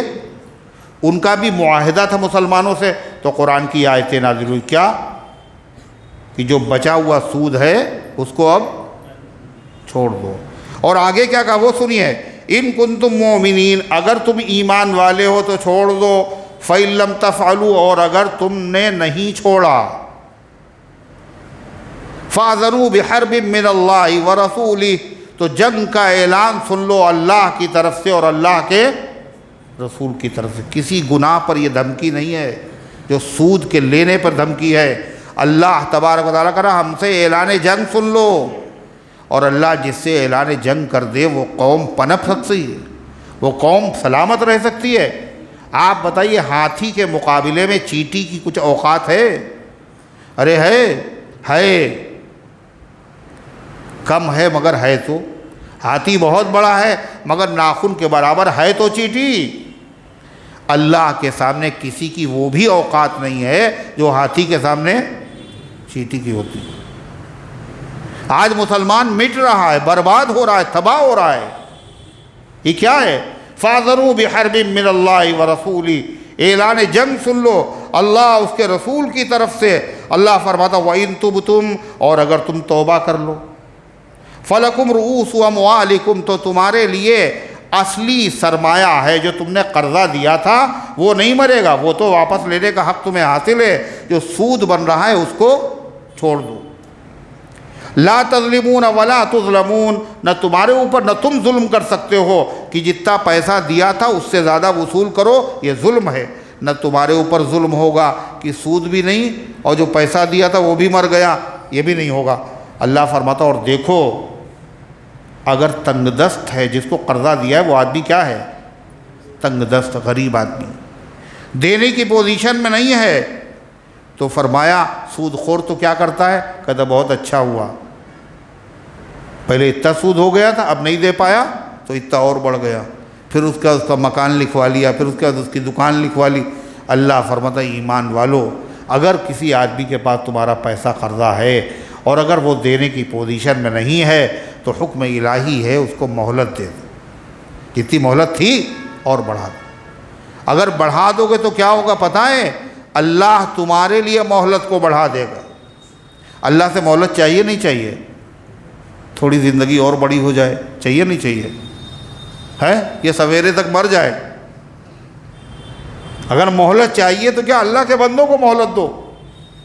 اسی کا ذکر ہے آگے والی آیتوں میں، اور اس کی تفسیر انشاءاللہ پھر عرض کی جائے گی۔ اللہ ان گزارشات کو قبول فرمائے۔ اللہم صلی علی سیدنا۔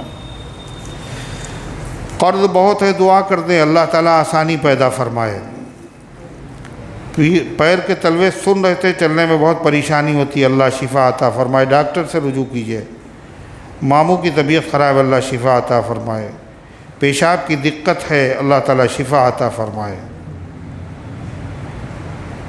پیشاب کی دقت ہے تو پیمپر باندھ کر نماز ہو جائے گی. اگر ایسی دقت ہے کہ تو یعنی وضو کرنے کے بعد 4 رکعت نماز بھی نہیں پڑھ سکتے، اتنی دیر میں قطرے آ جائیں گے، آتے رہتے ہیں، تو معذور ہے وہ آدمی. پھر وہ باندھ سکتا ہے، اور باندھنے کے بعد کیا کرے؟ ہر نماز کے لیے نیا وضو کر لے، ہر نماز کے لیے تازہ وضو.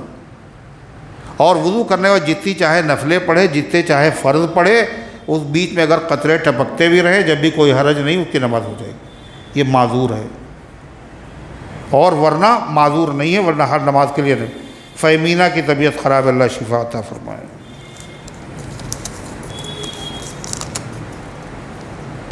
کیا آج کل کے حالات میں کیا لکھا ہے بھائی؟ کس نے لکھا ہندی میں؟ ارے بتا دو منہ سے، کیا حرج ہے نزلہ؟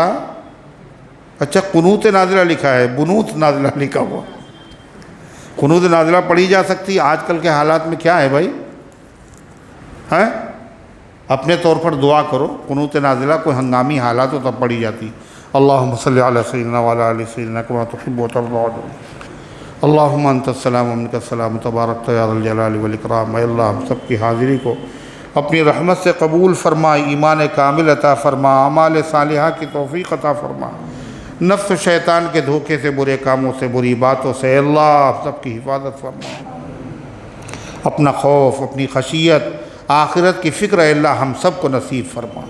اے اللہ ہم میں سے جو بیمار ہیں اے اللہ ان سب کو شفا عطا فرما، جو حاجت مند ہیں ان کی حاجتوں کو پورا فرما. اے اللہ جنہوں نے دعاؤں کے لیے کہا ہے ان کا ہم پر حق ہے، یہ وہ امید رکھتے ہیں مالک ان سب کے نیک مقاصد میں کامیابی نصیب فرما. جو دنیا سے جا چکے ان سب کی مغفرت فرما. اے اللہ ہمارے بزرگوں کی عمروں میں برکت عطا فرما. اے اللہ ہم سب کو اسلام پر زندہ رکھ، ایمان پر موت دے، ایمان والوں کے ساتھ ہم سب کا حشر فرما. آمین یا رب العالمین. وصلی اللہ